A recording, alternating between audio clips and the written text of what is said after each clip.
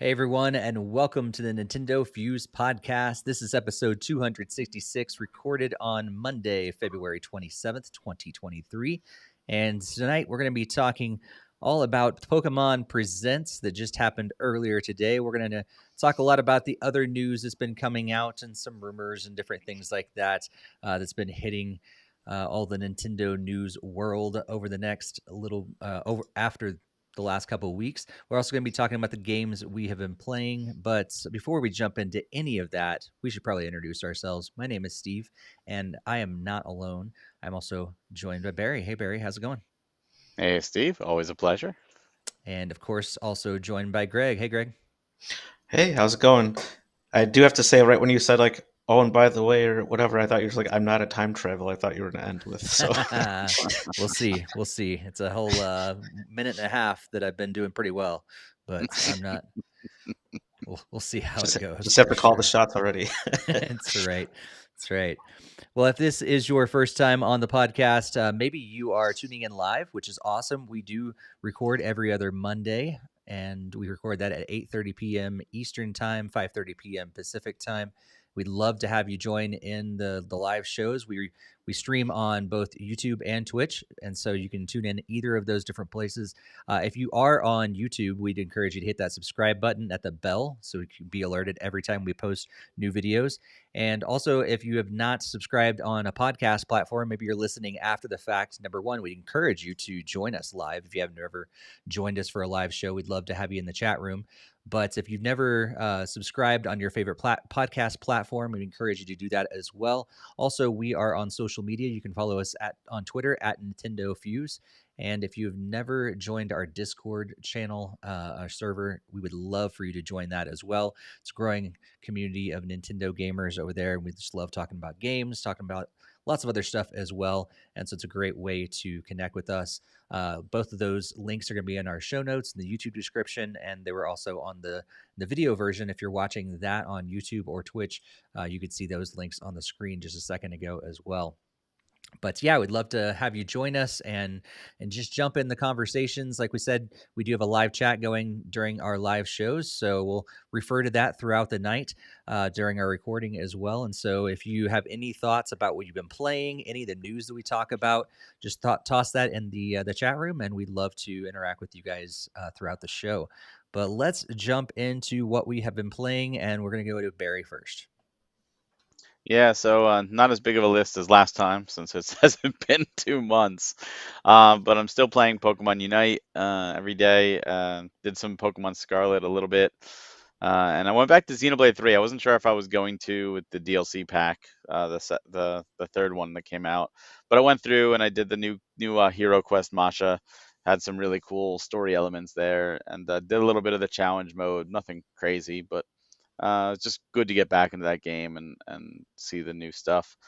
My main focus has been on some other games. First off, Theatrhythm Final Bar Line came out last week, and I played through that. That's actually a game that I also got digital in addition to the physical because of the extra songs, but I love it. And at the same time, as much as I love it, I can, like, the glaring omissions kind of bother me because they did this love letter to Final Fantasy for the 35th anniversary, and then they neglected to at least put in a song for certain games. Like certain mobile games get at least a song, but then like Dirge of Cerberus doesn't get anything. Final Fantasy IV after years. Some of the 11 expansions don't get anything. Endwalker from 14 doesn't get anything, and I'm like, why? Why didn't you put at least a song from these things in there? Celebrate it. That being said, it's still fantastic and highly recommend. And I played through all 428 songs I have now, at least on an expert difficulty, and unlocked everything, and just working on collector cards now. But it's a ton of fun. Um, but my big thing right now on the Switch after Theatrhythm was Octopath 2. I'm playing through Octopath Traveler 2. What a phenomenal game! It's such a step up from the first game. The characters are better. The way they interconnect. There's like side stories that involve multiple characters after they've gotten to a certain point where they get to team up. Just a real blast. The graphics look great. It's definitely, if you're unsure, try the demo. You get 3 hours in the demo. Those 3 hours do carry over to the main game. So definitely give it a try. Absolutely, what a blast! I'm still having so much fun with it, and I'm nowhere near done. Hmm. Then a new system did come out in the last 2 weeks, the PlayStation VR 2. So I did get a PSVR 2, and it does not. Good news is it's not making me as motion sick as the first one. Hmm. But I'm also pacing myself a lot more and doing smaller bits using fans. So I've been playing some Horizon VR, Call the Mountain. That that is a showpiece. My jaw hit the ground when it starts up. It is beautiful, gorgeous, and it totally made me sick with the climbing, but it was so worth it. I'm gonna play that in small bite-sized chunks. Playing Thumper, I played that on PS4 VR. I love Thumper. It's just an awesome, it's a fun rhythm game, but in VR, it's that much cooler. Played some Res Infinite. That's a fun shmup, and again, it's better in VR. And some Runner. It's a new game that came out. It's like Akira. It's like an '80s anime style uh, game where you're on a motorcycle racing down the road with pulling out guns and shooting at different bugs in the air, like little ornithopters or other guys on motorcycles while weaving in and out of traffic. Really cool, really a lot of fun, but the aiming wasn't the best. I played that on launch day, and I think there's been 4 updates since. So hopefully they've been fixing some of the aiming because it did get a little frustrating. But that's all I've currently been playing on the VR. On the PC, still playing Final Fantasy 14, and on mobile, still kicking it with Mario Kart Tour. Nice. Nice. How about you, Greg? Did a lot of gaming with my girlfriend and or my daughter for this last 2 weeks. So my girlfriend did get a Nintendo Switch for her birthday, courtesy of me. So she was able to play. We can play games together and everything. So it's just been kind of fun just to kind of show some different games that she has missed over the Switch's life cycle. So like some of these like Super Mario 3D World, I was kind of just showing her that she obviously didn't have a Wii U or play anything like that, and she was kind of having a lot of fun enjoying that, but she definitely was telling me she preferred the single player over the multiplayer mode, which is kind of interesting to hear. So I know It's that really was telling you more. she doesn't want to play with you anymore. You're dragging her down, Greg. Yeah, clearly I know. you're Yeah, holding I her just don't back. know where any of the green stars are, or the stamps, and I just keep getting killed by Goombas, throwing away all the lives and activating in the Tanuki cheat mode and stuff like that. So I'm just so awful at the game. Also along those lines, she did get Donkey Kong Tropical Freeze. I was just helping her through a few of the different levels. This was actually my first time playing the Switch version because I didn't actually pick that one up as I had the Wii U version. So that was pretty cool to actually kind of see Funky Kong in action, and it made it. Obviously, it was a lot made it a lot the levels a lot easier being able to be Funky Kong, but it still had a sufficient challenge to it, trying to find all the puzzle pieces and all the different letters and all those fun things. So I had to help clear a few of the levels, and then even I think the World 2 boss. So we had just had fun just kind of passing it back and forth when she was having problems with that. We also did some Mario Kart 8 Deluxe, so that since it doesn't play like the GameCube game, we actually had to play against each other. So it was kind of fun to show her the new tracks and everything, and had added her to my Nintendo Online plan. So then she has the all the bonus courses for DLC. So it was a lot of fun just doing some races and stuff there. Um, then with my daughter, we did play some Mario Party Superstars. So played through like the Peach's birthday cake and the Yoshi's that Yoshi map or whatever, and just kind of fun playing around with those.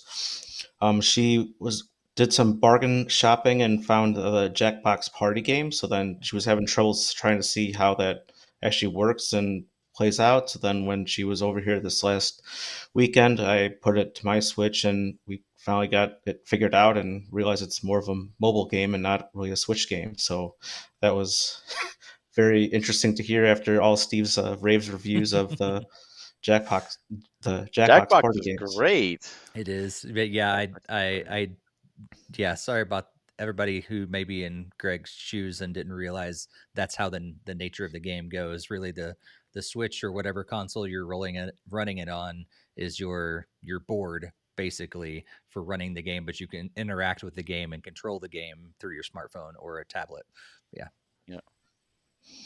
Yeah, so I mean, we did a few of the different ones. This was like the Party Pack 7.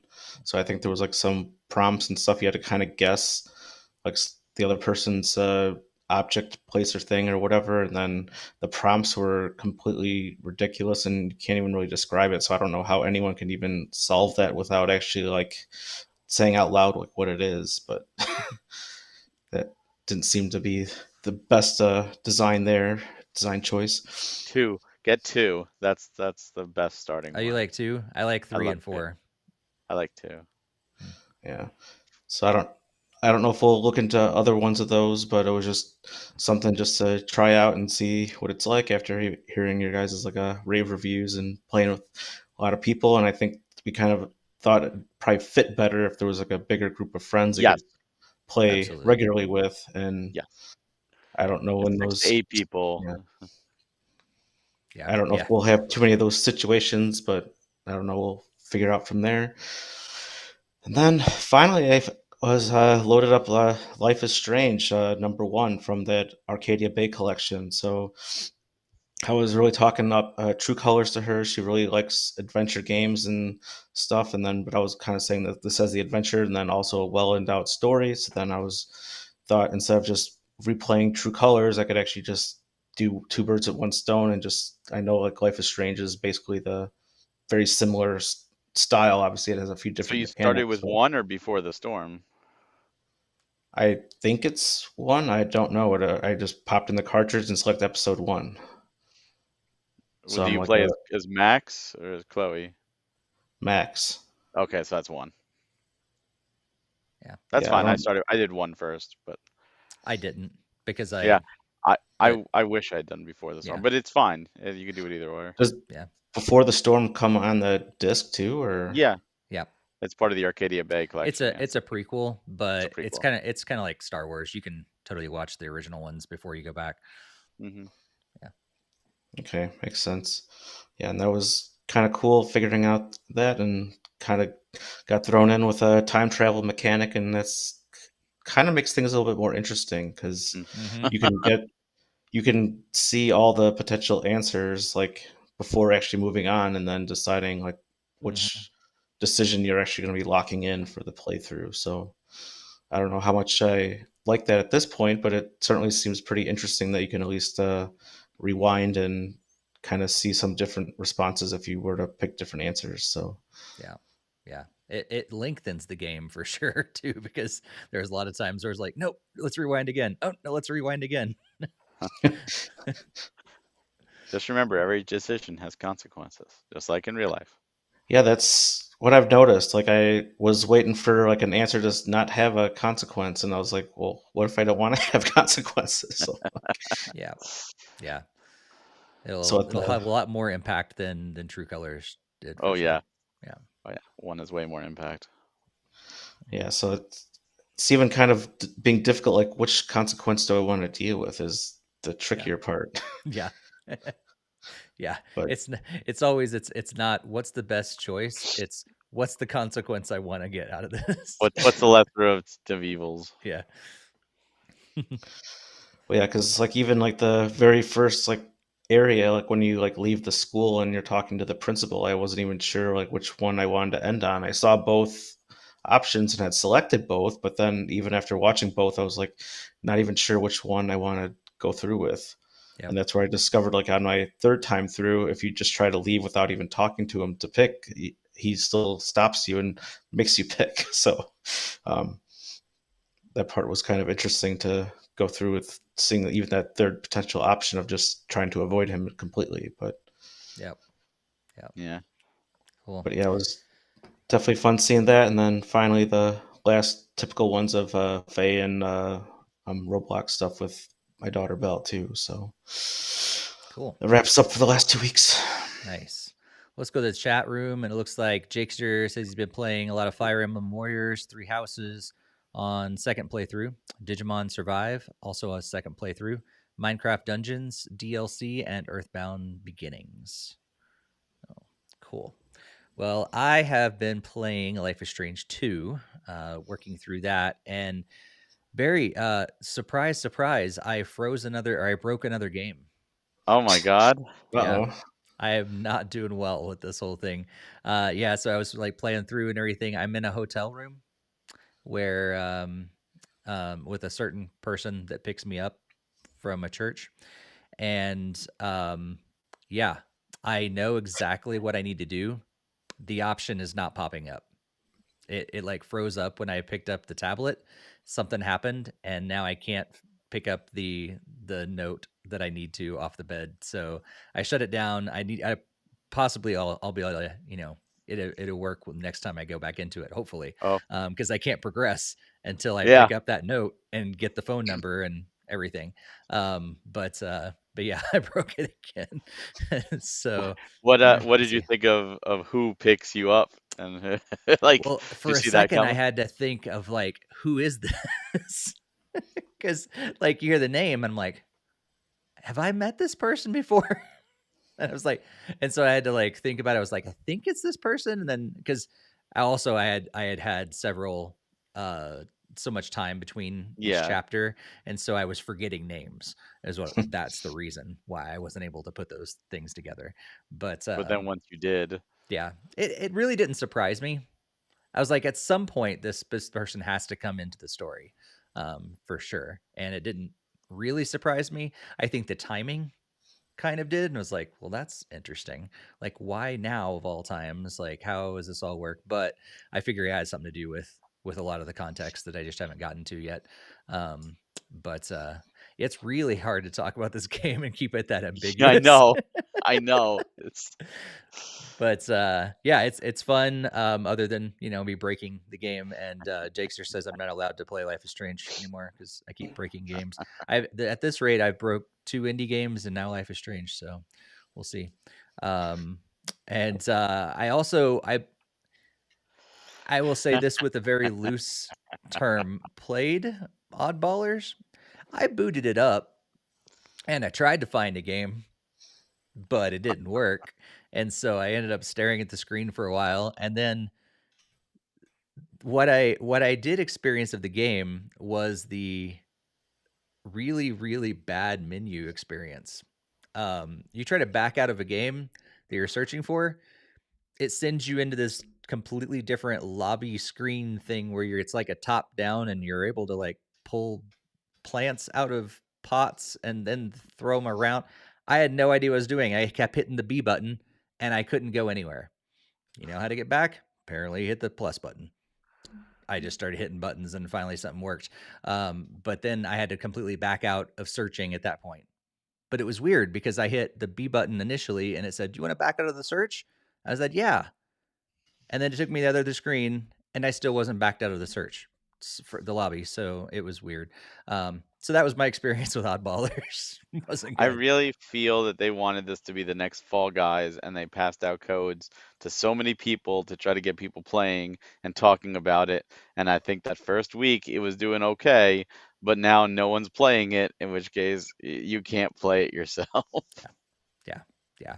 So we'll have to check it out together as a group. I think you can create I noticed you can create a like a private lobby and create like give out a code or something like that. So maybe we'll just have to play it together and do it that way instead, because I'm not going to be able to find anybody random. And it's cross platform at this point too. So there should be more people playing, but no. And I That don't tells the like quality of the game. and I don't like how I can't, like, in let's say Rocket League, for instance, I can search for a 1v1 game, a 2v2 game, a 3v3 game all at the same time, and whatever pops up first, I can go for it. You can't do that in Oddballers. You have to pick one or the other, a 4-player game or a 6-player game. I can't just search for whatever game comes up. So that's yeah, that was annoying too. But I also played with the Game Boy app on Nintendo Switch Online. Played some Tetris, and I played some Super Mario Land 2, which was awesome, and nostalgia was fantastic, and it was great. And I didn't have a problem with the controls. At least playing handheld, I was Oh, easily able to just slide my thumb up to the X and A buttons, and I was fine. It didn't really jar with me at all. But that was on the Game Boy, not the Game Boy Advance. And the thing that I don't like, though, right in the middle of, well, first I had to remember that the old version of Tetris, you can't hit the up button to immediately slam the Tetraminos down. But after I remembered that, I was right in the middle of a great run, and a little bar at the bottom of the screen comes up and says, "Hey, if you want to pause your game or suspend your game or load a save point, hit the L and R buttons." And it doesn't go away for like 30 seconds unless you actually do it. I was like, I am building Tetris blocks down here. Get out of my way. So I couldn't even see what I was building on. It was real annoying. And then it did the same thing in the middle of Super Mario Land 2. I'm like, I've seen this already. You don't have to tell me this in every game. I also didn't like it. It took a second for me to realize as I wanted to try the different uh, colors and everything. You have to do that within the main options screen of the whole app rather than within each game, which I thought was interesting. And then I did like how you can access all the Japanese games as well and European ones as well. So if there's any differences, that you can turn that on in the settings and be able to access that too. I didn't play around with them, but it was cool, kind of cool. So as soon as I clicked that button in the options, all of a sudden I had like almost twice as many game options there because it gave me the either Japanese version or the European version as Was well. there any differences in the European? Because Japanese, obviously, we can't understand it, but European would. Yeah, I'm not sure. Like the boxes look slightly different, but I didn't. This was honestly like I was just poking around like 20 minutes before we went live, so I didn't really get a chance to actually look around that much. I got sucked into playing Tetris and Super Mario Land 2 that I forgot to actually poke around the app until, yeah, like I said, 20 minutes or less before we went live. But Jakester says couldn't put down Tetris. Yeah, it's so addictive every time I play a Tetris game. Also played some Rocket League and some Clash Royale as well. But yeah, nothing too exciting with all of that. But yeah, let us know if you haven't yet what you've been playing in the chat. You can also tell us in the comments after the fact here on YouTube. We'd love to let you to also know what you guys have been playing as well. But today we have one major news story that we're going to be talking about, and that's the Pokemon Presents that happened earlier today on February 27th at 6 a.m. Pacific time. I was sleeping, but yeah, I because was not. that's 7 a.m. where I am. Actually, I was probably just about to wake up this morning, but I did not watch it live. I watched it later after the fact, but you guys are, that's later for you guys, so. Um, but the reason they decided to drop it today, I didn't realize that, is today is Pokemon Day. So happy Pokemon Day, everybody. This is the original date when Red and Green dropped in Japan. And so Pokemon officially became a thing on February 27th. And so we got a whole presentation that we're going to dig into and dive into in just a second. But just a general overview of what we saw and everything. What did you guys think of the presentation itself, Barry? I mean, it was exactly what they presented it to be. It was news and updates all around Pokemon. Went longer than I expected, but there was definitely at least one thing, if not two things, that I would have loved to have seen that weren't there. But there were also some things that I didn't expect to see. So, I mean, was it a Nintendo Direct? No, but it was exactly what it was supposed to be. Yep. Greg, what'd you think? Pretty embarrassed that I actually didn't watch it because I didn't even realize that had happened today. I hadn't even logged into Discord at all today, so I didn't see any notifications from it. So as soon as I saw it on the timeline, I was trying to read and catch up on it. So you slept through it, and it's okay. I watched it Greg's live. still new to the whole Pokemon thing, though. So this is still new for him. But Yeah, but I do get it though. I mean, they did this like last year. I think that's where they announced Scarlet and Violet Mhm. and stuff. And previous year, I think is they had all the other stuff for like Diamond and Pearl and stuff. So Legends I Arceus as well. yeah, and that yep, one as well. Yep. I yep. forgot that it's actually Pokemon Day, but yeah, it makes sense that they would still continue that moving forward. Mm-hmm. Mm-hmm.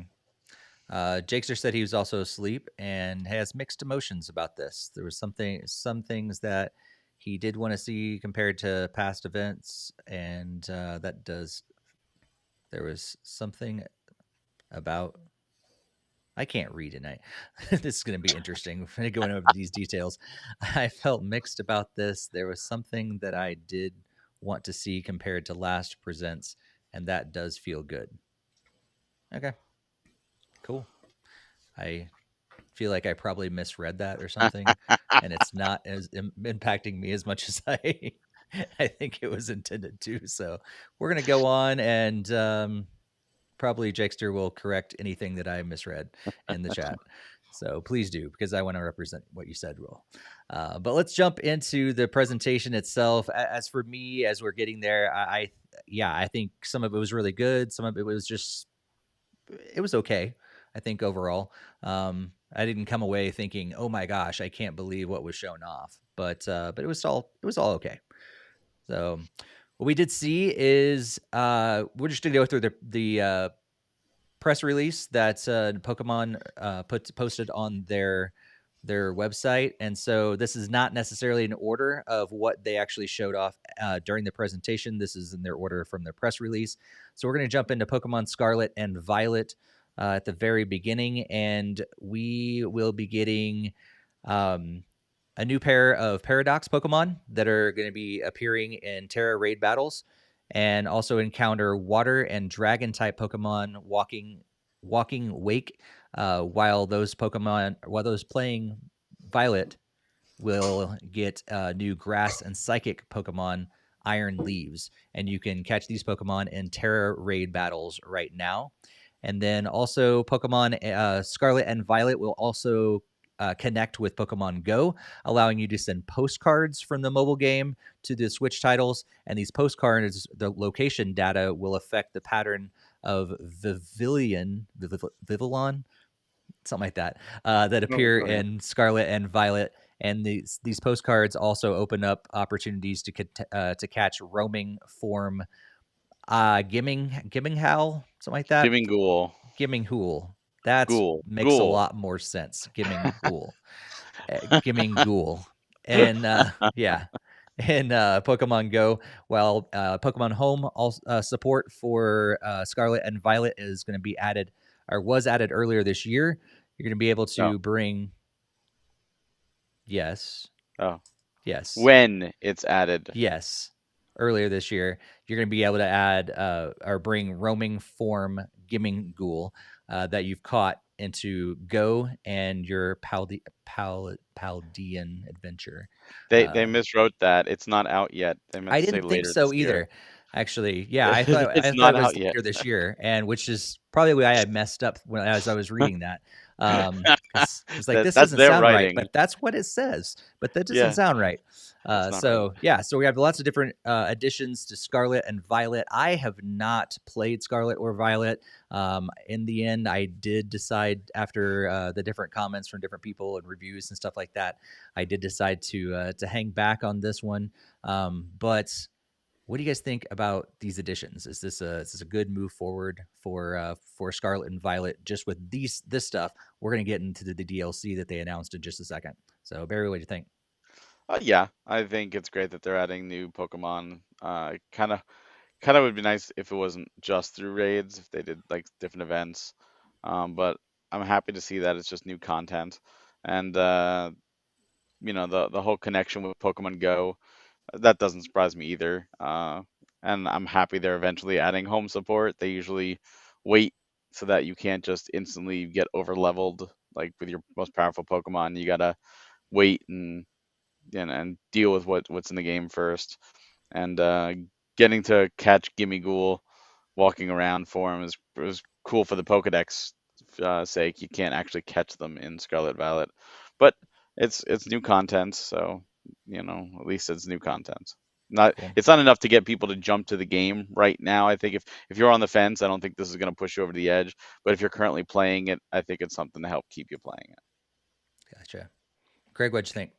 Yeah, I also haven't fired up the game yet. I do have it though, but I know the main thing is like the performance issues is kind of scaring me back from Don't, diving into it. But don't. um, I this update seems like it's very minor and not super important or whatever, but it's still great to see it. They are adding content though, so obviously there are plenty of people that are playing, and that's awesome news. That it's exciting for them to be able to do some new raid battles. And I don't do Pokemon Go in quite a while, so it's obviously always appreciated to have those linked features. I mean, got Barry to play Fire Emblem Heroes for a day just for when they did that, linking that to the new game there too. So Nice, nice. Yeah, Jakester says that part of him wants to wait on getting Violet when both DLCs are out and see if the game is any better in a better state by then. I think a lot of people probably will be holding off as well. And speaking, Honestly, the performance issues are not that bad. They really aren't. They're not game breaking. They're just kind of funny. But it was my second favorite Nintendo game of last year, despite the performance issues. Don't be scared. Give it a try. It's a great game. It's a lot of fun. It just has its own little issues. yeah, makes sense. Well, speaking of that DLC, there's going to be a two-part DLC that's going to be coming out later this year, and at least part one will be in the fall of 2023. I don't think we know when, or actually, it's winter Winter. as well. So fall and winter, so you won't have to wait too long for the second one. But yeah, it's going to be called The Hidden Treasure of Area Zero, and the part one is going to be called The Teal Mask, and has you visiting Kitakami on a school trip. And the second part is the Indigo Disc, and you're going to become an exchange student at Blueberry Academy. And like I said, that one's coming out in winter. Part one's going to be coming out in the fall of this year, and you're going to be encountering some familiar Pokemon that you hadn't seen in Paldea, as well as a newly discovered legendary Pokemon, Ogerpon and Terrapagos. And you can get both of those DLCs. I believe that's available to do an early purchase today. And if you do that, you're going to be able to get a code that allows you to claim a special Pokemon that I can't pronounce at all in the game. That's Hisuian Zoroark in your game. So if you do that pre-purchase, know that you're going to be able to get that extra Pokemon as well. So Barry, what'd you think of this DLC announcement? I thought this was great. I expected it after Sword and Shield did their two waves. I expected Scarlet and Violet to get the exact same treatment. I think it's awesome to have new Pokemon added to change it up, new areas to explore, new legendaries, and definitely excited to see where the story goes. I didn't pick it up yet. I think whether I do this DLC depends on what else is happening. 2023 is already a stacked year, and who knows what winter and fall is going to hold. So I might not. But while you are doing that, I was thinking of a great podcast thing we should do. I think we should have a podcast where all we do is Steve reads all 1,000 plus Pokemon names in the Pokedex, Be and, awful, and that would be the whole show. awful, awful. I'll read the original 151, but No, you after got to read them that, all, it's gotten way too crazy after that. including all the different regional variants as Oh well. Like, gosh. No, no. It's a podcast that maybe you would listen to, and that's about it. Everybody else would turn it off after the first 151's over. well, it sounds like Jakester wants to be on that with you, Barry. So no, Steve's got to be there. Yeah. I'm just going to turn off my camera and let Jakester run with it since he wants to be on. Greg, what did you think of this DLC? I mean, like Barry, I was pretty much expecting it because I mean, I saw like Sword and Shield had the DLC, and I actually didn't end up buying that DLC. So it is great for the people that do like the additional content. But I think, as I said in the previous podcast regarding DLC, it has to be like something like really huge that would really make me want to really dive more into it. Like I haven't even gotten like the Fire Emblem Engage DLC yet. So it's not like I'm trying to play favorites or anything like that. It's just has to be something more like super huge, groundbreaking, and I really want to stay invested in the game. So if I do absolutely love Violet and when I started up, then yeah, it certainly has potential to be purchased, but just usually there's the news that it's there is not just be like, oh, I'm going to go buy it right now kind of thing. Yeah. Yeah. Yeah, I think we'll see. I wonder if this is going to be one of those that Nintendo may include eventually in the extra stuff for the expansion pass. I don't know. It could be Not stretching it, not not but right now, not when they yeah, open pre-orders and people are giving them money. Because if they no, do that later in the year when it comes out, people would be pissed. no, So yeah, not not anytime right soon. away, but eventually. I wonder if they do start rolling in old ones. That could be kind of fun If for Sword and people to get Shield that way. appeared, then maybe, but Sword and Shield DLC still hasn't appeared.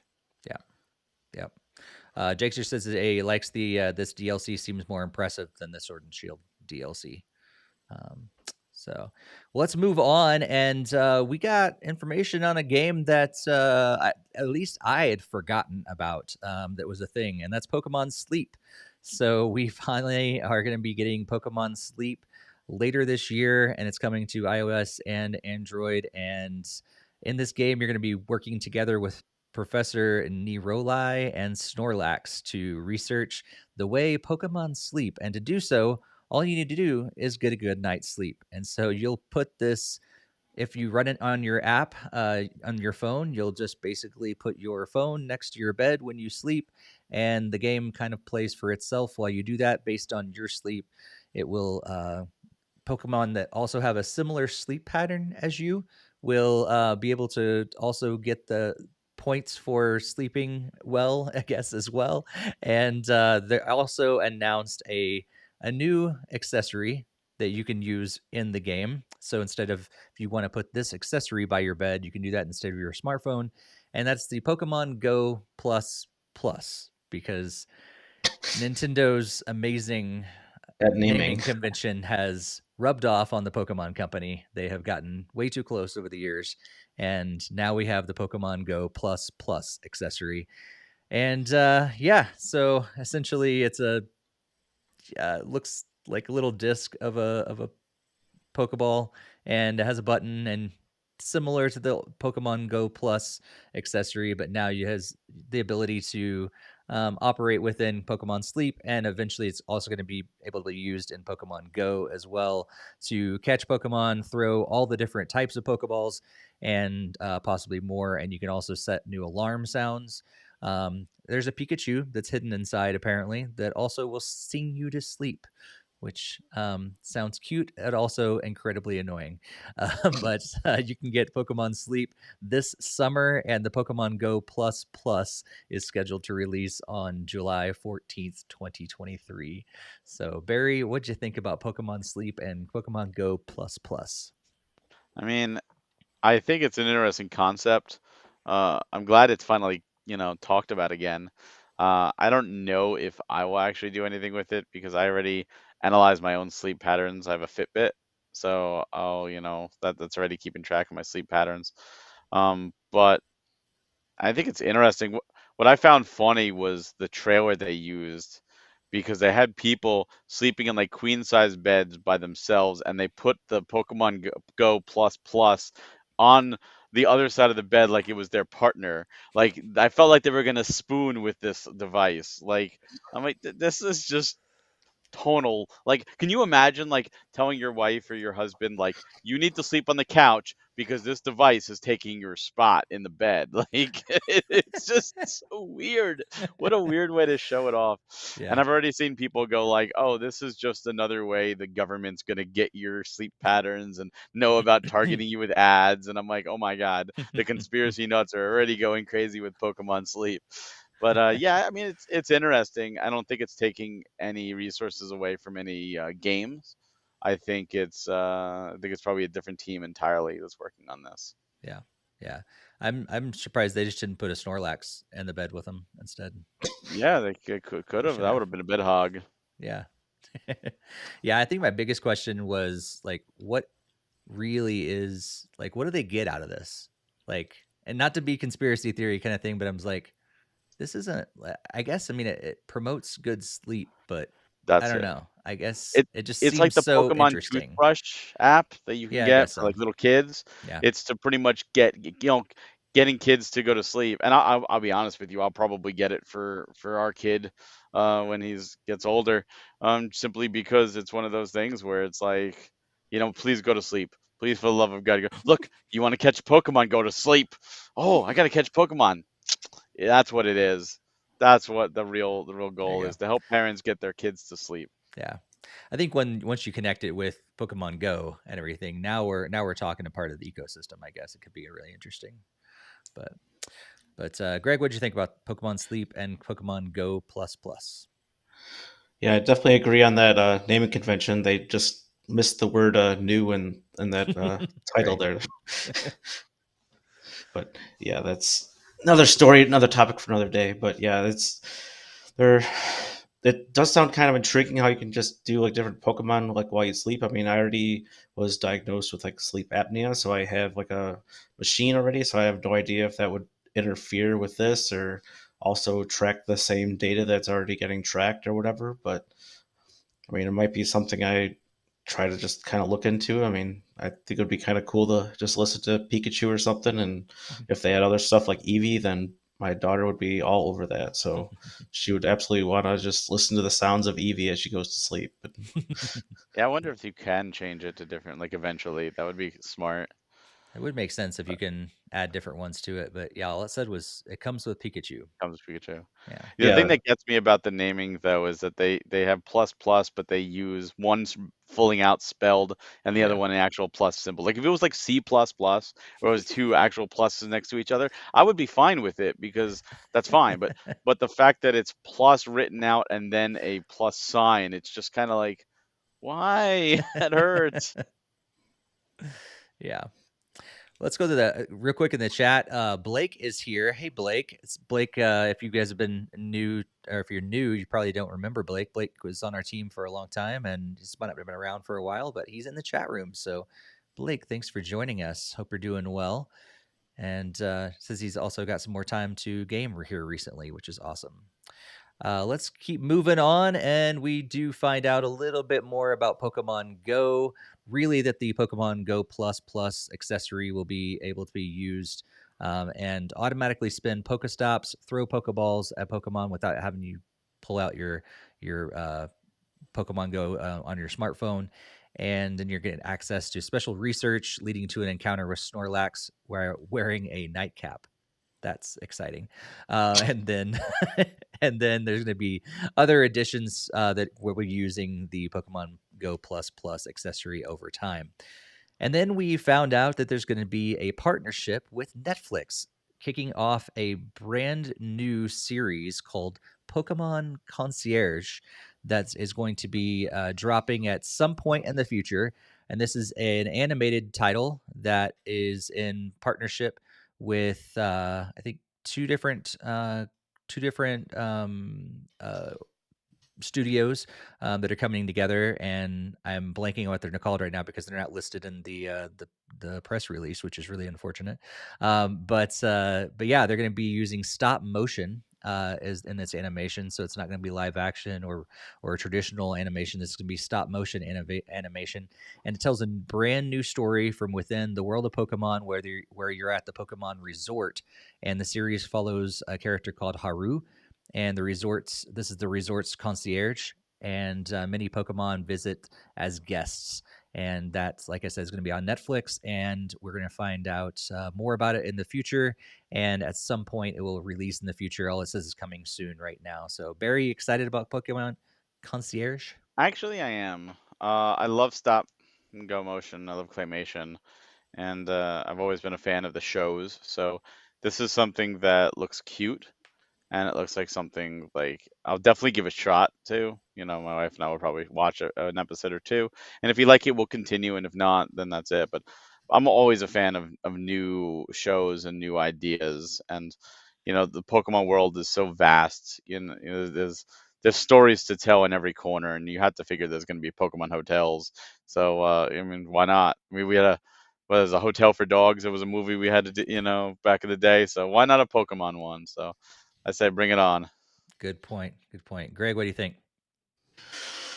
It's definitely very interesting. Like I was kind of watching like my daughter and going through the other series with like Ash and stuff, and that was pretty cool to kind of see. Like they'd even like went through like Sword and Shield towards like the final season or whatever of that, and that was pretty cool to like kind of like sit there and like watch that entire series through with her. So I will be definitely letting her know that they're doing a new one, and that might be kind of interesting to see how this one pans out. So it should be provide some extra entertainment that's not directly just playing games. Yeah. Yeah. It definitely looks cute for sure. And yeah, if I have once I, subscribe to Netflix again, which will probably be when the next season of Stranger Things comes out, then I'll maybe check it out at the same time. Let's go to the chat real quick. And Blake's saying hi. Logan says his wife and him play Pokemon Go, and we have kids, but no interest in the sleep thing. Noob Plays is joining us and saying hi. It's been a while since he's been on, and wants to know what he's missed so far. Basically, you've missed the Pokemon Presents presentation, but we're still going through it, so we've got a little bit left too. And Jakester says don't really have much of an opinion on the show. Likes the stop motion Tim Burton movies though, and don't know how he feels about it, Pokemon getting into it. So I think it'd be good. I think it should be good, but we'll find out more in the future. The little bit of teaser that they showed off so little of what the show is going to be about. I was like over before I knew it, and I was like, oh, I don't know anything more than what I knew before. But it looks cute for sure. Let's move into the Pokemon trading game. We're going to be getting a Pokemon trading card game classic version, and this is going to we saw a very sneak preview. Speaking of sneak previews, we got a sneak preview of this one. This is a premium Pokemon trading card game set that's created in a joint production from the design firm Nindo Creatures and the Pokemon Company. And it's an amazing, gorgeous set that is set to release in late 2023 and says it's meant to last a lifetime. But if you're really into the Pokemon trading card game, this could be definitely something you'd be interested in. Not my thing. I don't even play the regular trading card game, so I'm not going to be dropping a ton of money on this thing, but it does look pretty awesome. Barry, you going to be getting it? I mean, I used to play way back when this set came out, the original set, but I was more of a Magic the Gathering player, and I never took the Pokemon. Although I do have to wonder when they meant last a lifetime, did they mean in your home or on the store shelves? Because I can see this being sold out within maybe half of a millisecond and being Yeah. sold for 10 times the price to scalpers or by scalpers, and everyone wanting it. And in classic Nintendo fashion, they're going to not print enough, and then people are going to complain. And even though they're going to charge $1,000 probably something for this set, it's going to be one of those things that's going to instantly sell out and I could just see more headaches with this than anything else. The smart thing for them to do is to create an open pre-order and then print as many as needed and a little extra. But if they're stupid, they will print it in advance. They'll print about 500 units and put it out, one to every store just in like the East Coast, and they'll be gone. And then people on the West Coast will complain, and people on the East Coast will complain, and they'll go, "What you gonna do?" That's my uh, prediction. Nice. New Play says never been a fan of the playing card game. Never been a card collector or anything, but very interested in the set as well, and wants to know what the price will be of this classic set.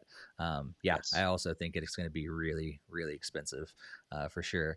Greg, were you ever into any of the trading card game at all? I knew you kind of jumped into the video game version of Pokemon lately, but ever into the card game? Not really more to like actually play the card game. Like my daughter has enjoyed getting some of the cards, but it's just more of just like a okay, I like this Pokemon kind of thing. So like she was at like a camp over like last summer, and then she like brought like a few of her like duplicate ones that she or at least that she felt like weren't really probably worth too much, and then traded them for ones that she wanted. Like I think she was able to get like an Eevee and some of like Eevee's evolution ones for Mm. some of the ones that she was trading. So I mean, she was just more just playing it just as like a thinking of it more in line of it as like an amiibo that doesn't scan kind of thing. So not really knowing the rules and how to play or making decks or doing anything like that. But Mhm. I'm just curious, did they say anything like if this is like a reprint of like some of the classic cards? Because as they're talking about a It's the classic classic set. cards. So Yeah. okay, so It these are like the ones that are worth a ton of money. They're just making a fresh print. Correct. It's the original set that first came out, and it looks like there's 3 decks in it, like default, like one for each of the 3 starters. But there's going to be markings on them to prove that these are reprints. You're not going to be like, oh, I'm going to Well, get yeah, this and get all those expensive cards. I'm sure. I'm sure they also have like all the copyright dates will be like 2023 and not whatever 1990 whatever it was X. Yeah. Yeah. Yeah. That because that'd be good too, because that way it doesn't mess up the whole value system of the old cards and everything. People would be upset about that too, for But sure. yeah, then if that's the case, then it probably will be a good, pretty penny for some of these sets and stuff. And Yeah. that, as Barry said, the scalpers are just going to eat that up, and people are going to have to pay Yep. the price because they don't know how to do a good pre-order system and to make sure that the people that actually want them are getting them instead of the people that want them just to resell them and make money on them. Yep. Yep. I think the if I don't know, I'm guessing that the case that it comes in is also real. That wasn't just something they showed off in the little trailer. And I mean, this looks very very premium for sure. Yeah, yeah. It's not my thing, but it's cool that they're doing it for sure. Jakester says not doesn't play the trading card game, not his kind of card game, more of a Magic player, so he doesn't really care about this. Let's move on. And we got information about Pokemon Masters EX, and they celebrated 3.5 years of Pokemon Masters EX with a variety of bonuses and new Master Sync pairs. All of the 5-star champions are coming back. They're going to be available until February 26, 2023 at 10 p.m. Pacific time. Or sorry, they will be available from February 26th, 2023, 10 p.m. Pacific time until April 2nd at 10:59 p.m. Pacific Daylight Time. And trainers will also receive a 5-star champion select scout ticket at no cost when they log in between February 26th and March 26th. And you can use that ticket to pick a champion to team up with. You'll choose between Cynthia, Lance, Alder, Iris, Deantha, or Steven. And I think you should pick Steven because he sounds pretty cool. I mean, with a name like that. You can also continue the festivities. You're going to receive a 10 pair scout tickets as a login bonus until March 17th at 10:59 p.m. Pacific Daylight Time, and you can get a 10 pair scout tickets, which means you can scout up to 100 sync pairs at no cost if you log, and also if you log in between March 27th. Before March 27th, you'll get 3,000 gems. And starting now, you can continue, and continuing for the next few weeks, you're going to be able to team up with the newest Neo champions.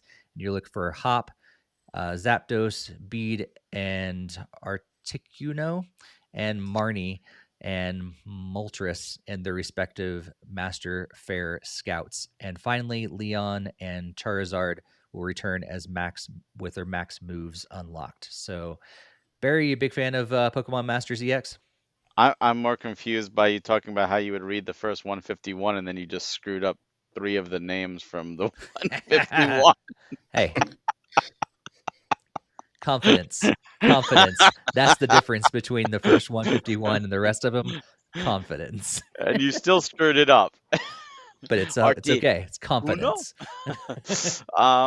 So no, I played Masters X when it first came out. It was just Pokemon Masters, I think, at that time. And I was like really trying to get into it. Like really, and I just couldn't. I tried, really tried. I was not having fun, and I realized I was forcing myself to try to get through to collect more masters, and I was like, why am I putting myself through this? So I stopped, and I haven't looked back. I'm glad the game's going. I'm glad it's still going. I'm glad there's people out there that are enjoying it, and if you enjoy it and you play it, I'm so happy for you with this content.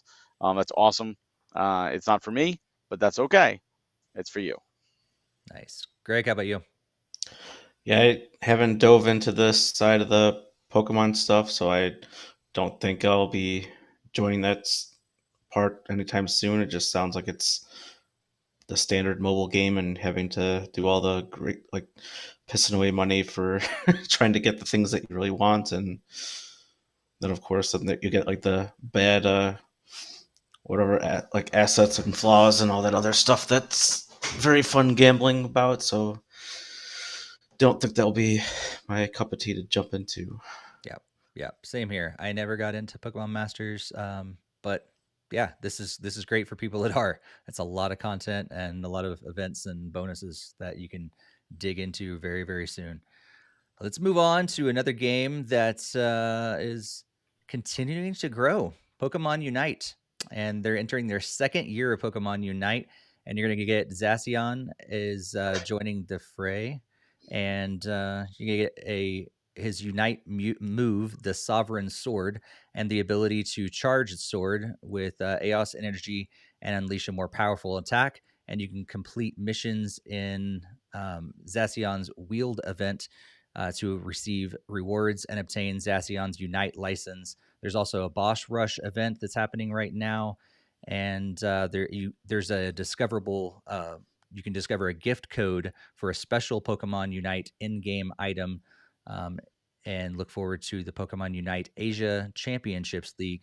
That's going to be an invite-only league that will determine who is going to be going to the Asia region champion, or as the game's Asia region champions. And the ones that do win are going to be heading off to Malaysia's Kuala Lumpur on March 18th to 19th. So Pokemon Unite. Barry, is this a game you're still playing a lot? Are you excited about this new edition and the Boss Rush mode and all that? Yeah, I'm happy that they're giving away another Pokemon. I always like when they give away licenses. I don't mind doing like the events for it. I think it breaks up because usually I just play a game or two a day, and this is like, oh, this gets me to play a little bit more as I go through the event. And Boss Rush is something I've had before. They just brought it back with new things, and I like Boss Rush because it changes up the gameplay. Instead of 5v5, it's 5v1, and it changes the mechanics because now you're all working together, all together versus one giant boss. It feels more like an MMO raid, which is really cool. And you fight a couple bosses, and depending on how quickly you take them down, you get more points. And I love that they're still adding things to this game. Every single week they're adding things. The new season just started for the actual ranked season. I think it's season 14, and the next battle pass is starting, I think, in a couple days, and they're just constantly updating and constantly adding. And this was cool. I'm glad that they did. So this was spoiled for me because they announced it Sunday night in Pokemon Unite when it reset, but they didn't have all the proper language up yet. So it showed Zacian, but it was just like upcoming underscore Pokemon Day underscore event. And, like the text was all like the filler placeholder text, and I was like, oh, I guess Zacian's joining Pokemon Unite. Yeah. Thanks. So it was kind of interesting that they did that a little early, but yeah, I do recommend, if you're interested, give this a try because it's free. It's a free to Mhm. play, and it's a lot of fun. Yep. Yeah, I think playing with random teammates and everything got annoying to me because some people just stopped playing and all that stuff. So I set it down and I haven't picked it up in a while. But the concept is really fun. But you just gotta find good people to play You with. you, you got to try again because since you probably quit, there's so many new Pokemon that it changes up the game completely. There's new held items that change it up now as well. I got to look into Hmm. those, and it's just a lot of fun. Cool. Cool. Greg, what do you think about Pokemon Unite? Yeah, pretty much like you, Steve. I kind of gave it up when people didn't really know how to play the game, so it was just like, oh, we're losing by like 5 points. We're no, there's no hope for us. Let's just put my controller down and just stand around and wait until the game's over. So, um, yeah, that kind of ruined it and kind of pushed me away from really enjoying the game. So, haven't really looked back because it's just pretty much almost like a mobile game, but just on Switch, and trying to get you to like, oh, you got to play every day to get all these rewards, and trying to do that Animal Crossing type gameplay where it's like, oh, you have to be here every day to get everything that you want. You actually don't need to be there every day. It's just something like I do, but you can get a lot without being there. And if you want to say, hey, I want to try a match, you can get on and we could just team up and we with the other people. But we could be on Discord and I could teach you some stuff and how it works. And people now know how to play for the most part. You're That's still good. gonna get people who don't, but for the majority, you're gonna find people who will at least know how to play to some capacity. And sometimes you can carry a game. I've been with 3 people or 4 people that have been absolutely terrible, and I've still carried a game to victory. Nice. They say it's it's like 1 million downloads right now. Is that Oh, right? 100 million, over 100 100 million? million downloads. Yeah. Wow. That's huge. So, do you play exclusively on Switch or do you play on mobile? Pretty much exclusively on Switch. I've played mobile a few times, but only like when I was doing a convention and I was away. I didn't bring my Switch, but I was like, oh, let me log in, at least do my daily thing and try and do a daily match. You can play it on mobile just fine. It to me, it feels a little more comfortable on Switch, but Yeah. I had no problems playing it on mobile either. Yeah. I liked it on Switch a lot better. I like the controller interaction a lot more than on the screen. Let's look at the chat, and it says Jakester says tried it, wasn't kind of his kind of game. Talking Noobs about plays. Pokemon Masters EX. Oh, okay. That's EX stuff. But he says the boss rush might get him to play Unite again. Haven't touched it since a month after its launch. That's what's the last time that I played it too, and possibly maybe Greg as well. And also says that still wish they would add new maps. That was his that, but that's me being my Heroes of Stormlove. That game had a lot of different fun maps in this genre. They Yeah, did different. change maps. The main map is no longer the same one when you played. Oh, The okay. quick maps are still there, but there's also some other specialty quick maps that come through. Like there's a holiday, like a Christmas event, there's a Halloween event, and they change the gameplay. And then there's ones also where it's a full battle where pretty much all your moves instantly reset, and that's just fun because it's Hmm. just, even though the map is the same, it's just you can just literally just spam your moves. There's one now where you actually get to turn into more powerful Pokemon. So like you could kill Zapdos and then you could push a button and turn into Zapdos and start blasting other Ah, people as Zapdos. They've interesting. added quite a bit. It's a lot of fun. That's cool. Maybe I'll boot it up again soon. Yeah, I did play a little bit recently. Like I know my daughter really wanted to get Sylveon because that was like that's like one of her favorite EVs. But it was only like a day or two just trying it out, and it still seemed like it was very rough. We just trying to attack, and then people just are suddenly level 15, and I'm like level 5, and I just get mowed over. It's not even any fun. Jakester also said it's important to note that if you want that gift code, it is actually posted in our Discord. The gift So, code is Pokemon Day. Pokemon That is the Day. gift. Barry, you're supposed to let people go to the Discord to find it. They said it. They showed it in the They did. Pokemon. They did. Oh, okay. They did. Yeah. I remember seeing that, but I could not remember which game that code was attached to because they talked about so many different events and things going on. And I was like, which one was Pokemon Day going to? I forget. So that's, Pokemon Unite. Let's move on and talk about Pokemon Cafe Remix. And so, if you are into this game, a delicious new Paldea dish has attracted some new customers to Pokemon Cafe Remix and the region's first partner Pokemon. Some other ones that I cannot pronounce except for Quaxley have arrived in the game. And You gotta try. You gotta try. The oh people listening gosh, can't read. Sprigatito. I think I don't need to hit that as hard. Sprigatito. Uh, Fuecoco. Is it Fua or Fuecoco? I think it's Fuecoco. Just Fuecoco. I think it might. Fuecoco. Okay. And Quaxley. Thanks, Quaxley, for making it easy on me. And by participating in a special event, you can choose one of these 3 to join your staff. And also the Pokemon Day celebration, you can log into the game between March 16th until March 16th at 10:59 p.m. Pacific Daylight Time to receive Greninja in a Great Chef outfit. And during that time, an array of 5-star chef Pokemon from plates past will return to delivery as well. And you're going to receive bonus 11 times express delivery without using the in-game currency. So, Barry, have you booted up Pokemon Cafe Remix at all? No, uh, I didn't when it was Pokemon Cafe or the remix. It kind of reminded me of Shuffle in a sense, like, and I played Shuffle like religiously.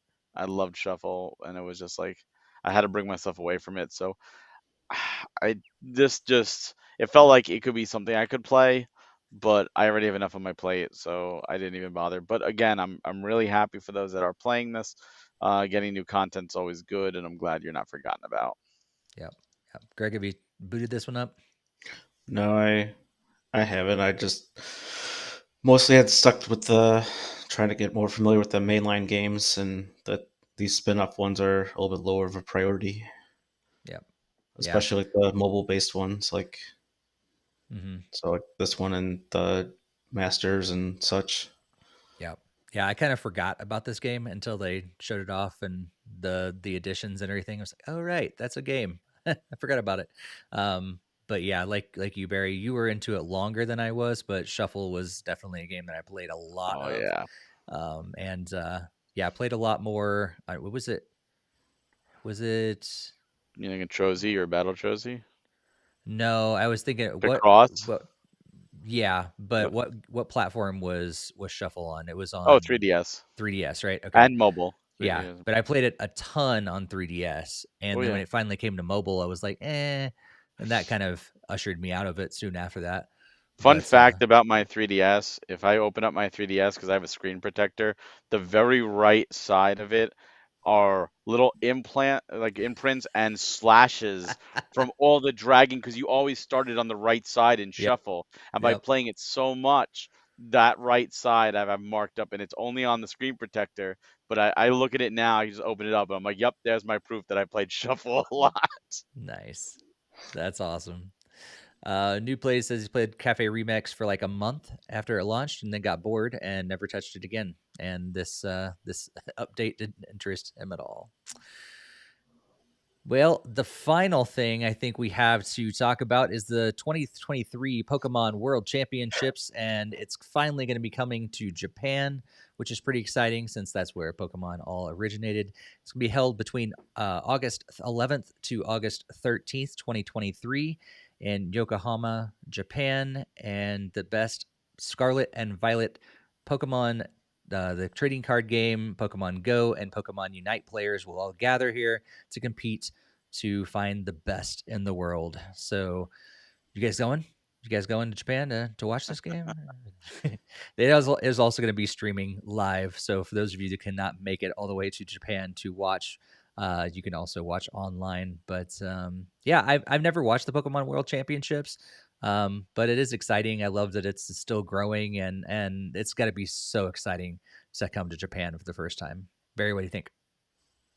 Yeah, I mean, I never actually watched it before either, but it's something I could see myself just like tuning in, just to see some matches. I mean, I like watching some Evo matches just because you're seeing the best of the best players, and you probably learn a lot of strategies just by watching them. And I think it's so cool that they do this because for those that are super into Pokemon, like this is their World Series, and it's great to give them a stage. And I'm great for I'm happy for Japan to finally get it, in the home country. Yeah, absolutely. Greg, what do you think? I haven't really tuned into like previous years, but I kind of more interested to kind of see like how like the top players are playing and stuff. Because I did kind of like enjoy watching people like play Melee and like Smash Brothers Melee, and that's just very incredible to see the way they play versus like the average player. So I imagine that there's a lot of things where the certain moves that you're teaching and the timing and everything, all of that, like when to use them and everything, got to be very like high competitive and high level of play. That's got to be interesting to watch. Yeah, absolutely. Yeah, it's one of my favorite things of watching professional Rocket League as well as like just seeing the top players play at that kind of caliber at that level. I learn a ton. A lot of things that I can't pull off myself, but it's so fun seeing what could be done in the game if I had the time and energy to dedicate to it, and perfect some of those things. And things like Pokemon don't necessarily need that kind of perfection time as much as just understanding the game, how it works and everything. And that's really cool. So yeah, we'll be, of course, probably reporting on all the winners and all that stuff come August. But make sure you check it out, August 11th through the 13th of this year, 2023. And like I said, it's going to be also streaming live as well. So any final thoughts about all the Pokemon Presents information from today? Barry, you got anything? The only thing I wish we saw was I wish we saw something with NSO. We just got Game Boy Advance. Like it would be really cool, if nothing else, to see Red, Blue, and in Yellow go to Game Boy, and it would be even better to see Gold, Silver, and Crystal go to Game Boy Color, as well as some other, like Pokemon trading card games coming. But there's some other Pokemon games that they could be bringing over, Pokemon Pinball and Puzzle League and stuff like that. So I was hoping that we would get something, at least one of them, like some kind of tease, especially with home access. There was this whole thing where when they showed Pokemon Stadium originally, in the trailer it said like Pokemon can't be transferred into it, and then they re-uploaded the trailer and that message was gone. So people have been speculating like, oh, well, if they have them in NSO, maybe you could bring them into Pokemon Stadium and N64 NSO, and that would be really cool. That would be bringing such a cool ecosystem. So I would have loved to have seen that. The other thing I would have liked to have seen is, we know this year we were getting the DLC for Scarlet Violet, like just like with Sword and Shield. But we also were getting new Pokemon, like another Let's Go, like maybe a Let's Go Gold and Silver, or another remake, or another spin-off like Legends Arceus or something. It would have been cool to see one other Switch Pokemon game. We got Snap, maybe a Snap sequel, maybe a Battle Trozy, maybe a new Shuffle on Switch, something. It would have been really cool to see. But again, that's what I would have liked to have seen. I think they delivered exactly what they did. They gave us some Pokemon news. While all of it wasn't the most exciting, that's okay, because someone else might get excited by what you're not excited about. Yeah. Greg, any final thoughts? Yeah, that's pretty much, Barry summed it up really quite perfectly there. I mean, I do know if they do add to NSO, I mean, would they actually add the Pokemon Home compatibility? Because I think on that 3DS there was that thing that was before Pokemon Home, Bank. that Bank, and then that kind of went the way of the dodo. But that might make some people mad if they transferred them to the Bank and then couldn't transfer them to Home or whatever. Yeah. And what if they actually brought back Bank also on Switch, and so you had to transfer from there to Bank, then there to Home, and then there? No, I just think they want to replicate centralize that it into one entire thing. process that you I had think to I think originally go Home is through. the new one now. Oh, I do too. I was just thinking it'd be really funny if they replicated the entire convoluted process that you usually have You to know go what to. they should have done? In order to do it, what you should have to do is you have to get the NSO N64 controller. You've got to get a chisel and chisel out the bottom of it where they blocked it off, and get the Game Boy controller pack and plug that into the hidden connectors that are underneath that, and then plug your original games in there. That's how to do it. Definitely. I'm surprised they just didn't come out with a new Pokemon Bank Plus Plus. Well, That's coming that's what the next Home year. is. That's the Home is new Pokemon Bank. They actually named it something different though. Yeah, that is surprising, actually. You mean Pokemon Home Plus? Yep. That's probably what with they're going to call it. with new funky mode. Yeah. Well, let's move on from Pokemon and talk about several different headlines, different things that are coming up or happened or coming up soon that we want to make sure you guys know about. And to kick us off, Greg's got some information about E3. Yeah, so people following the E3 news, it was previously confirmed that Microsoft and Sony were already skipping out, or formally announced that, and now Nintendo has now released an official statement saying they are also will be out of E3 this year. And then it's their normal PR jargon where it's like, oh, we approach any event on a case by case basis, blah blah blah. We're always considering different ways, blah blah blah blah blah, and then we'll continue to always support E3, and even though they're not going to be there. So standard Nintendo jargon, and it's just really sad to see that even though E3 will finally be back, that Nintendo's not going to be a part of it.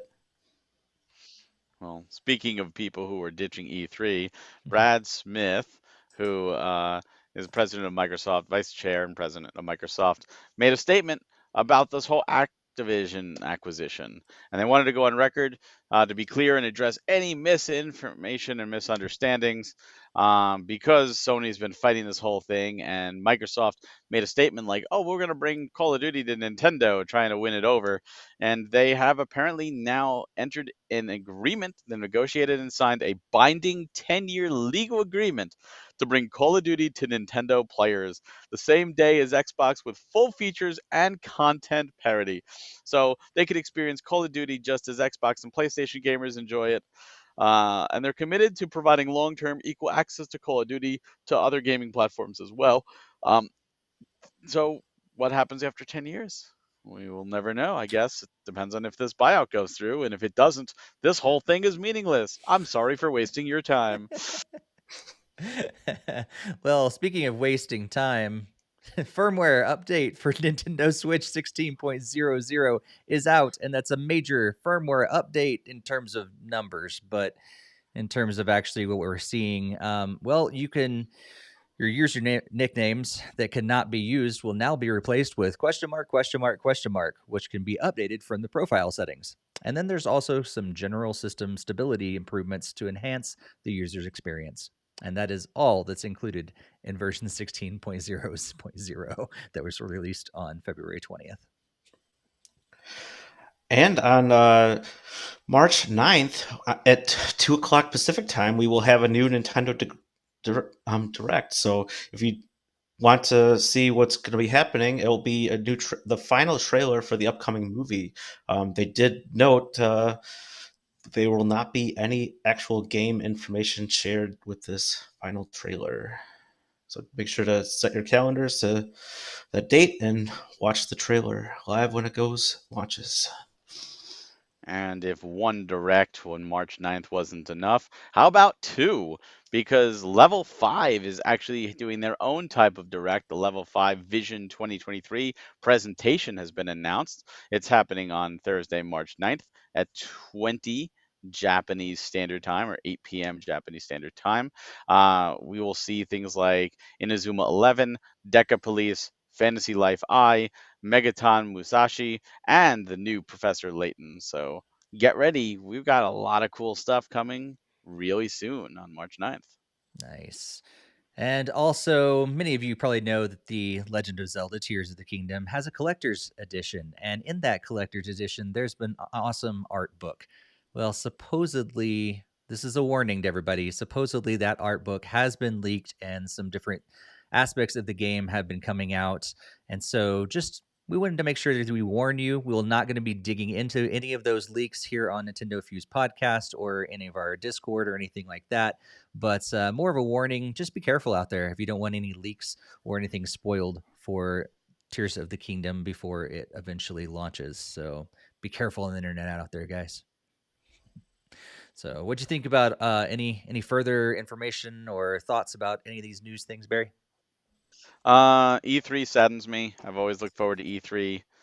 It's always been something that's been really exciting, and this is going to be my last E3 without a child. So I was like, oh, it's going to go big, it's going to go home, and nope, it's going to be small and tiny. And I remember doing E3 especially with you, Steve, where we would do like a video every single night as a recap for almost 7 days straight because it was always something happening. It was like really a big event, and it was constantly taking notes, and it was work, but it was so much fun.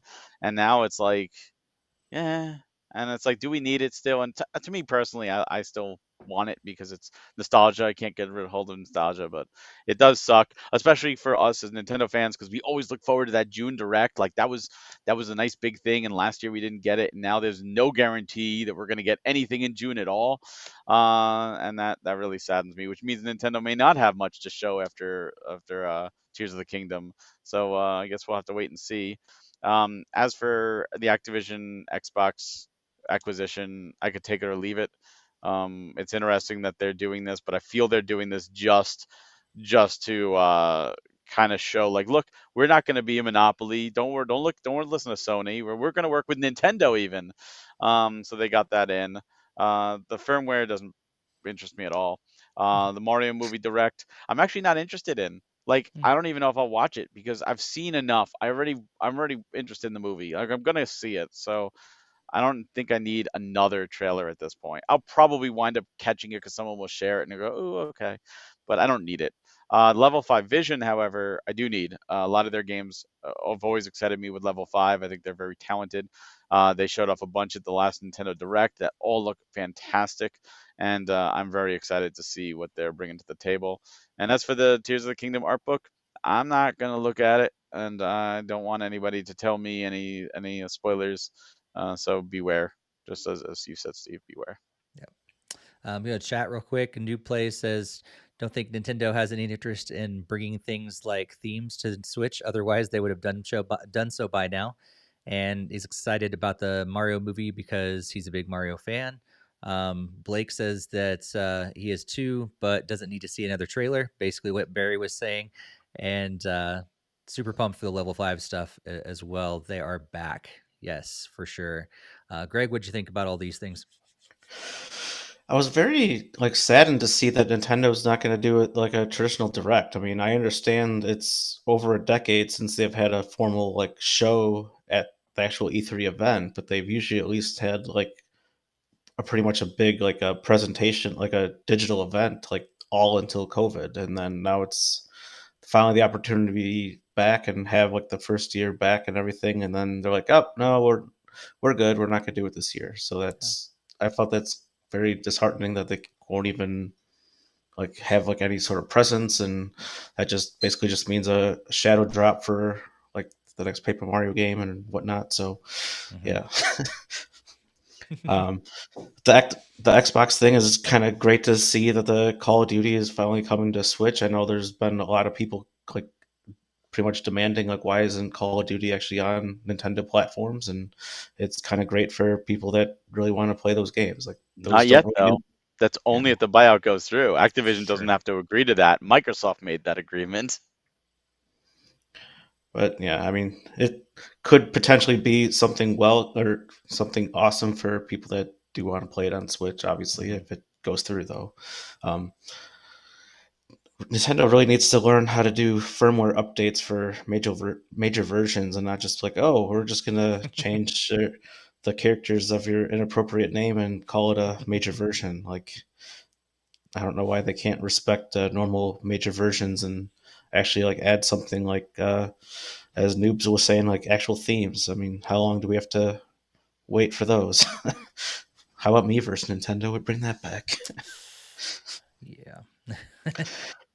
But yeah, the movie I've already been sold, and actually but just a few nights ago I was trying to see if I was able to even secure my tickets to a show of it yet, but they're not available to order yet. So I'm already committed to see it and don't have to see the trailer, and might even be trying to skip the trailer so I don't get more spoiled on some of the best scenes, because I do know quite a number of movies show the most high profile scenes through the trailers, and I don't want to have everything completely known up front.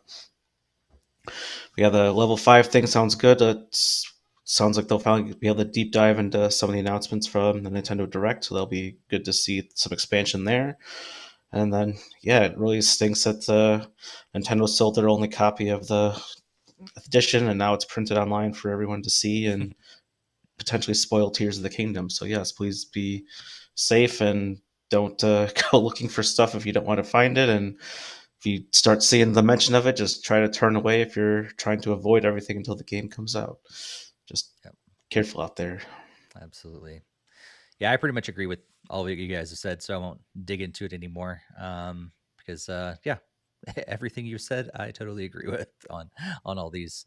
So let's before we jump into what's coming out over the next couple weeks, just a reminder: if you haven't subscribed yet on your favorite podcast app, hit that subscribe button and share this with other Nintendo gamers in your life. Maybe a friend, family member, something like that you know that would also enjoy this. Be sure to share it with them. If you are watching us on YouTube after the fact, be sure to hit the subscribe button there, but also hit that bell to be alerted every time we go live, every time we post a video, and you'll be alerted for those sort of things. And also throw some comments down in the comment section to let us know what you think about everything that we've talked about. Also, if you've not joined us over on Twitter, be sure to do that at NintendoFuse, and you can find that link in our show notes and also the YouTube description. And also, if you've not joined us on our Discord, that'd be a great place to jump into our growing community over there. The link is on the screen in our show notes and also in the YouTube description. You can find it there, and we would love to have you join us in the Discord. But let's see what's coming up over the next couple weeks. Our next podcast will be recorded on March 13th. But until then, we've got a few games coming out. And so I'm going to scroll them on the screen from the Nintendo website, but just kind of call out a few that kind of stood out to me as I look through the list. Airy Calm Mind comes out on March 2nd. Figment 2, Creed Valley comes out on March 9th. Actually, March 9th is a really big day. You're also going to find Oni, Road to be the Mightiest Oni is also on March 9th. Dead Cells Return to Castlevania on March 6th. Fatal Frame, Mask of the Lunar Eclipse on March 9th. And The Legend of Heroes Trails to Azure on March 14th, which is technically a day after our next podcast. But I feel like it was important to call that out to make Barry happy. But what are you guys excited to play over the next couple weeks? Maybe new games or maybe games that are on your backlog. How about you, Barry? I will be doing Octopath 2, and I have 2 weeks to complete Octopath 2 and any extra like the Theater Rhythm live pack and stuff like that. Because as you said, we've got Trails of Azure coming out, and that is my next big game, and I'm very much looking forward to that. And I have Kirby. I got Kirby, and I was like, well, can I get Kirby in? But Octopath to me takes precedence because I've already played Kirby and beat Kirby on the Wii.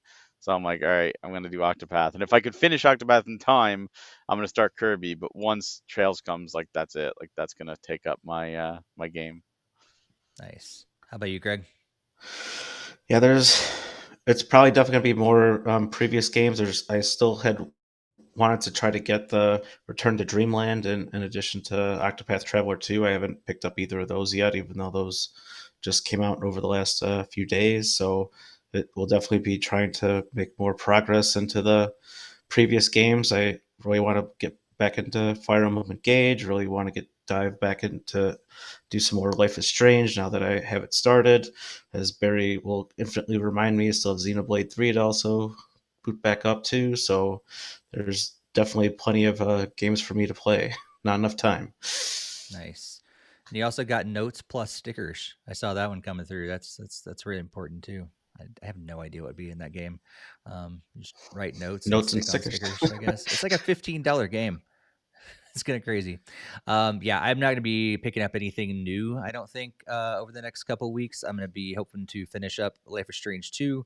And I really want to spend some time. There were so many different demos that came out after the last direct, and I would really like to. I need to just spend some time in the eShop and download all those demos and try out all that stuff. I intended to do that yesterday, but kind of ran out of time. So that's probably one of the big things that I'm going to be doing over the next couple weeks is trying out a lot of those demos that dropped and getting some free games in with at least partial games with all the demos for sure. Jakester says going to finish up his second run of Fire Emblem Warriors 3 Hopes this week and then still work on Digimon and Earthbound Beginnings. Noob says going to be working through the backlog of games, so doubt be able to get any new games. Blake says made it through Chapter 5 of Xenoblade 3, but also started Octopath 2. So probably going to be back and forth between those two games and also playing Mario Galaxy with the kids as well.